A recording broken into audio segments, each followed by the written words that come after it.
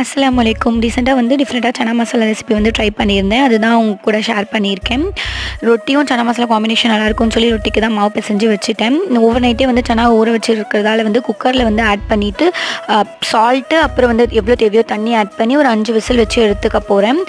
தனியாக ஒரு பேனில் வந்து ஆயில் அப்புறம் வந்து வெங்காயம், தக்காளி, மசாலா ஐட்டம்ஸ்லாம் ஆட் பண்ணி அதை கொஞ்சம் குக் ஆகிட்டோடனே வந்து கேஸ் ஆஃப் பண்ணிவிட்டு ஆற வச்சு அதை வந்து அரைச்சி எடுத்துக்க போகிறேன். இன்னும் ஒரு கடாயில் வந்து ஆயில் ஆட் பண்ணிவிட்டு கரம் மசாலா ஐட்டம்ஸ் ஆட் பண்ணிவிட்டு சீரகம் அப்புறம் வந்து க்ரீன் சில்லிஸ் ஆட் பண்ணி நான் அரைச்சி வச்சுருந்தாலும் அந்த பேஸ்ட்டையும் ஆட் பண்ணி கொஞ்சம் லைட்டாக ஒரு கொதி வந்தோடனே வந்து மேஷ் பண்ணிவிட்டு சனாவை அதையும் ஆட் பண்ணி உப்பு செக் பண்ணி எவ்வளோ உப்பு தேவையோ அவ்வளோ ஆட் பண்ணிவிட்டு நீங்கள் அதையும் ஒரு 2 கொதி வந்தோடனே வந்து இறக்குனீங்கன்னா டேஸ்டியான சனா மசாலா வந்து ரெடி ஆகிடும். கண்டிப்பாக ட்ரை பண்ணி பாருங்கள். ரொட்டி கூட வந்து இது சாப்பிடும்போது ரொம்ப டேஸ்டியாக இருக்கும். உங்களுக்கு இந்த வீடியோ பிடிச்சிருக்கும்னு நினைக்கிறேன். Thanks for